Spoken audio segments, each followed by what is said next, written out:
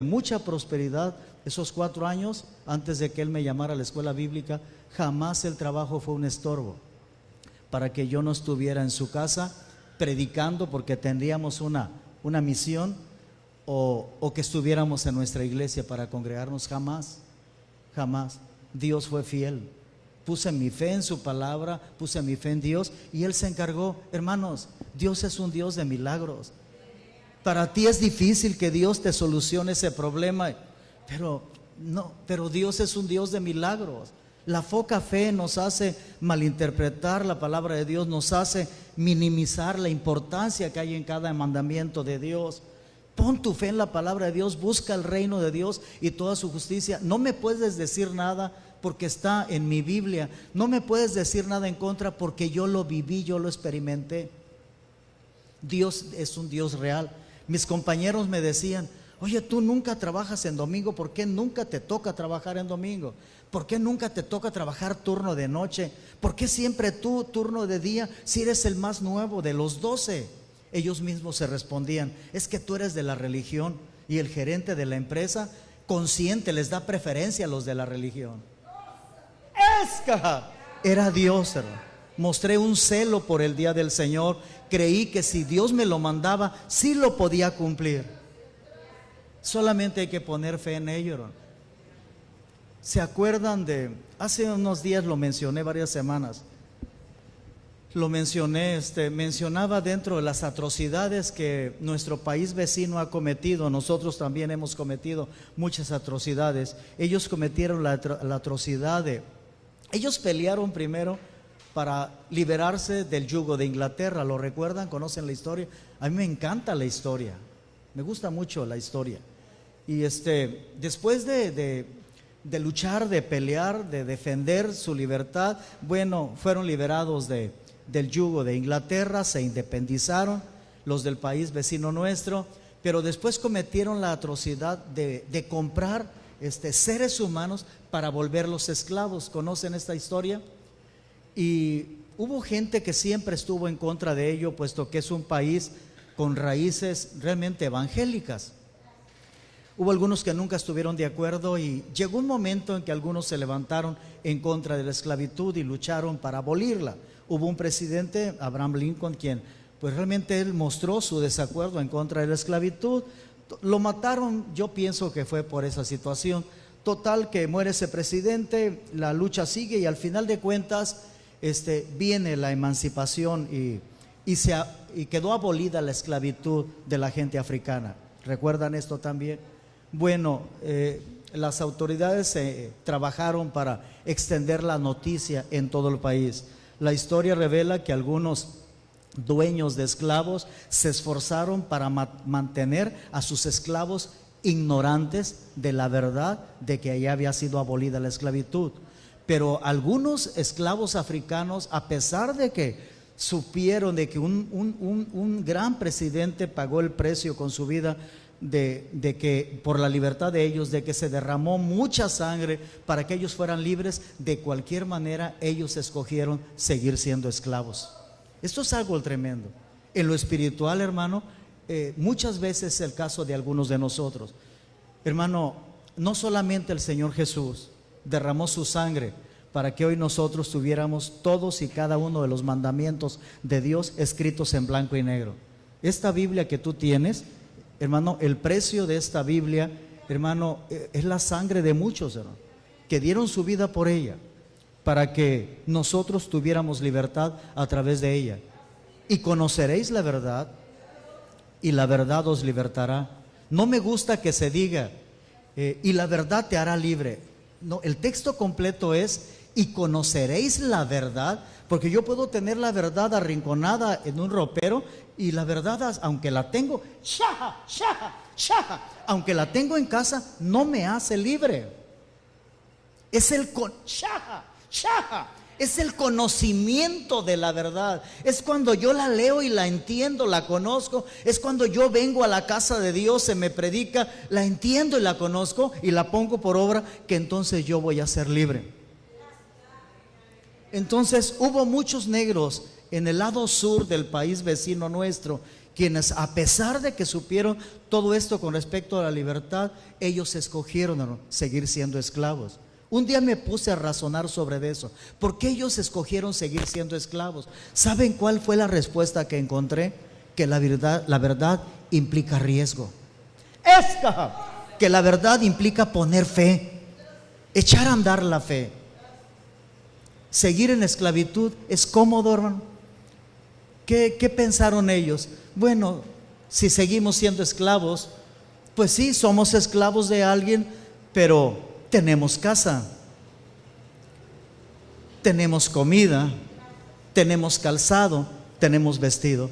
¿Por qué no te arriesgas a poner por obra Éxodo capítulo 20, donde habla del día de reposo? ¿Por qué no corres el riesgo de creer, de poner toda tu fe en Mateo 6:33 y buscar primeramente el reino de Dios y toda su justicia, y creer que todo lo demás que necesitas Dios te lo va a dar como una añadidura? La poca fe, en mi opinión, puede llegar a ser un pecado delante de los ojos del Señor nuestro Dios. ¿Por qué poner poca fe en su palabra, cuando la palabra de Dios merece poner el 100% de nuestra fe en ella? Porque su palabra es viva. ¿Verdad que te da miedo que Dios no te dé alimento?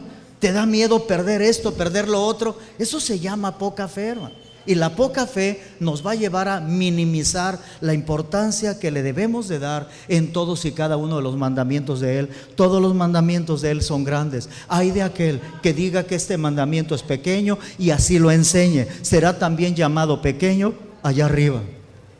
Así dice Mateo 5. Porque muchas veces no tan solo nosotros creemos que ese mandamiento es pequeño, que a Dios no le importa. No tan solo lo creemos así, sino que también con palabras y con el testimonio de nuestra vida se lo enseñamos a otros.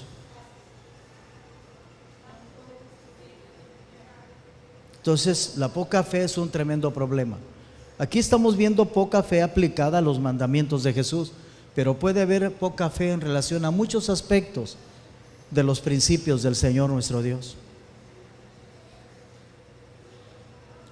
Jesús los ayudó a que ellos entendieran lo que verdaderamente Él les estaba diciendo.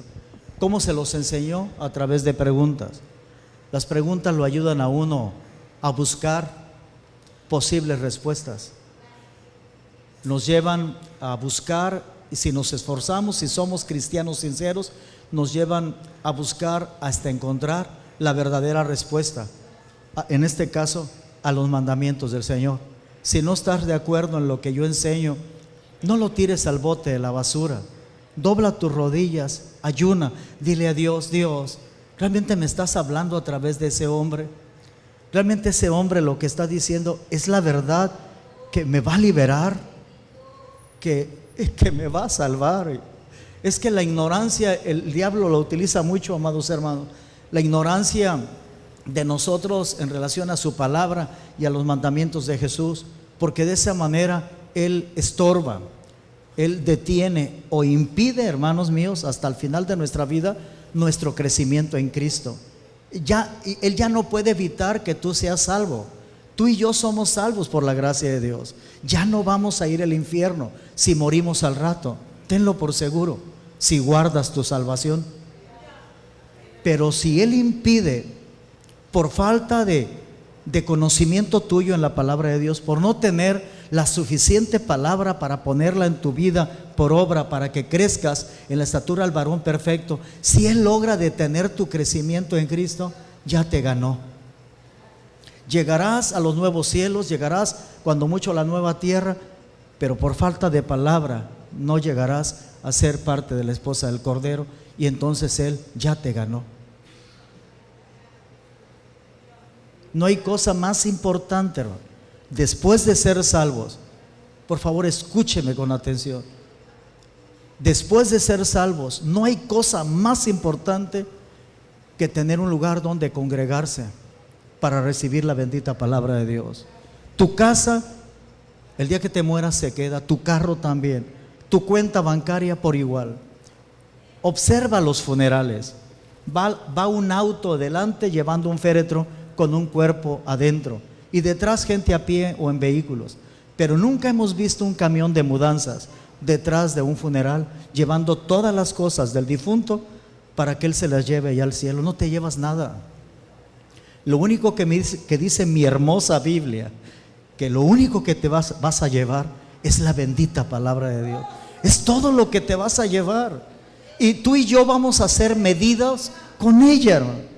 Es lo único que cambia, transforma nuestras vidas y nos da estatura espiritual. Tienes que luchar como loca, como loco, por la palabra de Dios. Fuiste renacido con ella, dice Primera de Pedro 1. Fuimos renacidos, hermano, por simiente incorruptible, por la palabra de Dios. Pero en el capítulo siguiente dice que a través de esa simiente incorruptible, la palabra de Dios, hermano, vamos creciendo.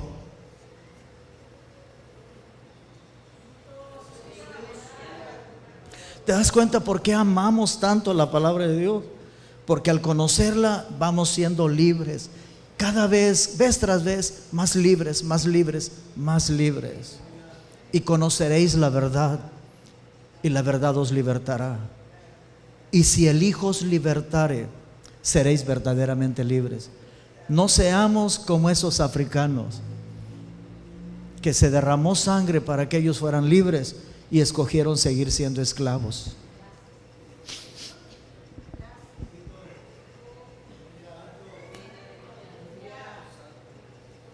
Pon tu fe en cada mandamiento de la palabra de Dios. Tu poca fe, mi poca fe, nos va a llevar a malentender los mandamientos de Jesús o a restarles importancia. Lo más importante es que estés aquí. Si alcanzas a servirle a Dios allá afuera en algo, está bien, pero no es tan importante servir a Dios. Lo dice tu Biblia. ¿Te acuerdas que me voy a ir por donde el Espíritu de Dios me está llevando? Un día al Señor Jesús le muestran la grandeza de los edificios de aquel entonces, incluido el templo. Y después de que le hablan maravillosamente de la grandeza, el esplendor de la ciudad de Jerusalén, Jesús les dijo: ¿saben qué? No va a quedar piedra sobre piedra. ¿De qué te maravillas de algo que ahorita es y después no es? ¿Por qué te asombra? ¿Por qué admiras todo esto si va a desaparecer? Jesús les habla sobre la siguiente venida de Él y también de la siguiente venida de Él. Tengamos cuidado cuando leemos Mateo 24, porque algunas porciones se refieren al arrebatamiento de la iglesia y algunas porciones se refieren a la siguiente venida. Tengamos cuidado porque están, por decirlo de una manera, mezclados estas dos cosas ahí. Pero Jesús les dice, hermanos míos, ya en Lucas capítulo 21 debe de ser, les dice que, lo voy a parafrasear, no lo recuerdo exactamente, les dice que deben de estar listos, deben de estar celosos, deben de tener cuidado de ser tomados por dignos, de escapar de todas las cosas que van a venir. Está hablando de la gran tribulación y una serie de cosas. Y luego les dice la manera en que ellos deben de estar preparados, si lo hacen, para la venida del Señor Jesús, para el arrebatamiento. Y la primera cosa que Jesús les dice: mirad por vosotros mismos. Descuidamos tanto nuestra viña, hermano. Cuidamos tanto las viñas de otras personas que descuidamos la nuestra. Y el primer mandamiento de Jesús para estar listos para el arrebatamiento es mirar primeramente por esta viña, que esté bien alimentada de la palabra de Dios, que esté bien llena del Espíritu Santo, que esté en perfecta comunión con el Señor nuestro Dios. Si te alcanza el tiempo, después de cuidar celosamente de tu viña, si te alcanza el tiempo, sal y cuida otras viñas. Sé que se puede, pero no tuerzas las cosas, porque si no el diablo te va a ganar.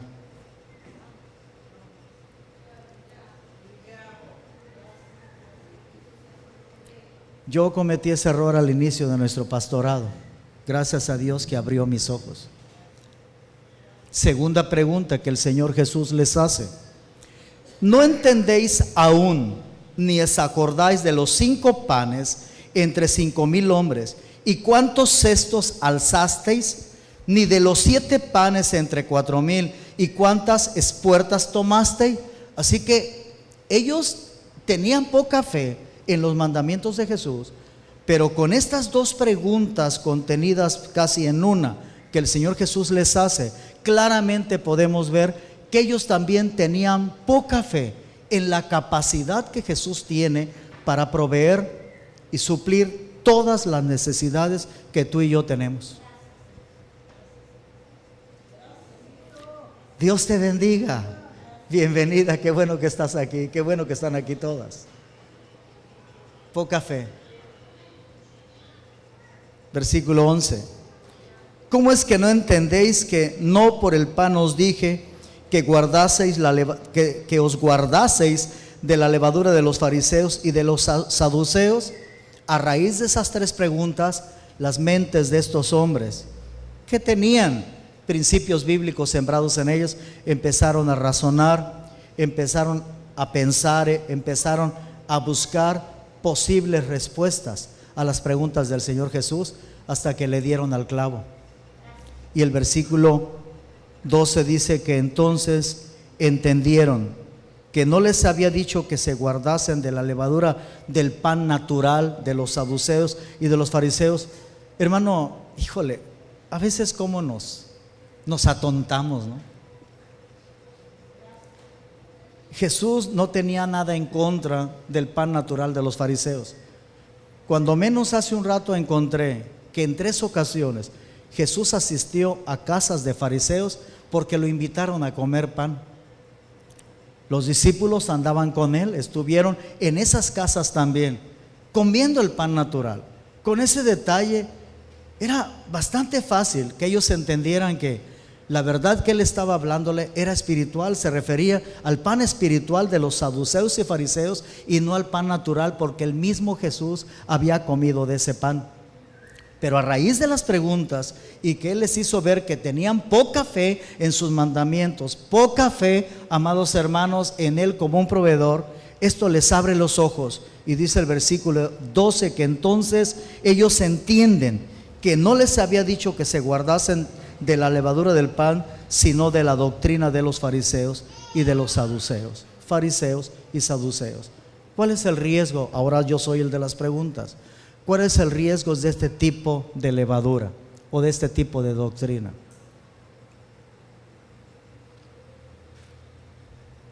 ¿Verdad que ya están pensando? ¿Por qué Jesús les advierte? Cuídense de este tipo de doctrina. ¿Cuál era el centro de la doctrina de los fariseos? Sobre todo los fariseos. En una ocasión les dijo, ¿perdón? Va bien usted, sí.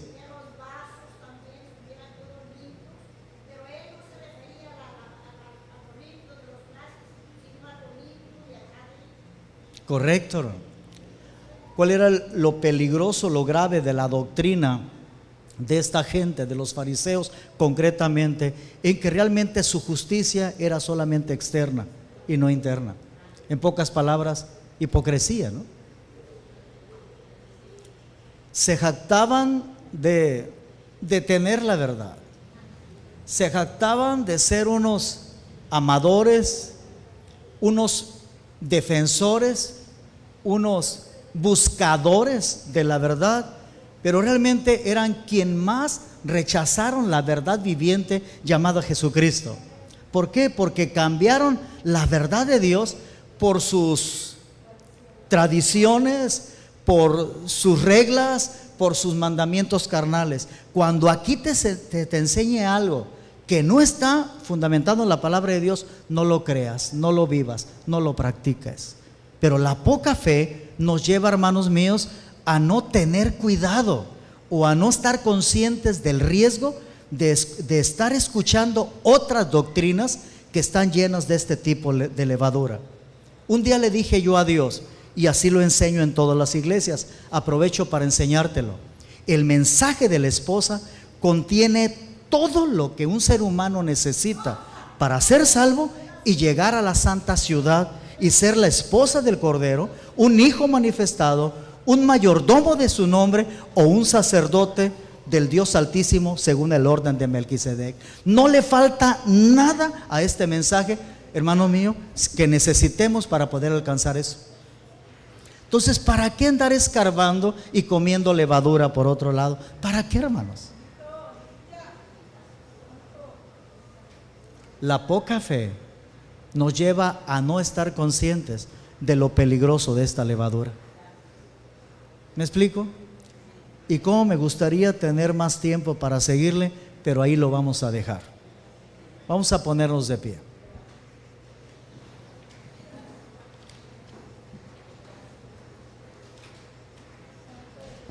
Y vamos a darle gracias a Dios por su palabra. ¿Cuál es el meollo del asunto aquí? La poca fe en los mandamientos de Jesús. ¿Cree usted que debamos de arrepentirnos en esta mañana por ello? Cierre sus ojos y levante sus manos. Si esta palabra ha tocado su vida, su corazón, si usted cree que esa palabra no nada más es para mí como su pastor, sino también para usted, haga algo en esta mañana. ¿Quieres pasar, Alan, por favor, y ayudarme? Josué, ¿quieres ayudarme con la batería, por favor? Vamos a apoyar estos momentos. Todavía no son las 10, faltan 25 minutos. Tomémonos un buen tiempo para reflexionar en lo que escuchamos. Que cada una de las palabras que Dios ha hablado, si usted es alguien que cree que Dios habla en este lugar, dígale: Dios, por lo que respecta a mí misma o a mí mismo, ninguna palabra de la que has hablado en esta mañana va a caer a tierra. Créamelo, tiramos mucho de la palabra que se nos predica en este lugar. Nuestra poca fe en su palabra nos hace tirarla, nos hace malinterpretarla, nos hace minimizarla, nos hace menospreciarla, nos hace no creerla, nos hace hacer tantas cosas que son una ofensa a Dios y a su palabra. Aquellos que no están orando todavía, pónganse a orar, por favor. Aquellos que todavía no oran, pónganse a orar.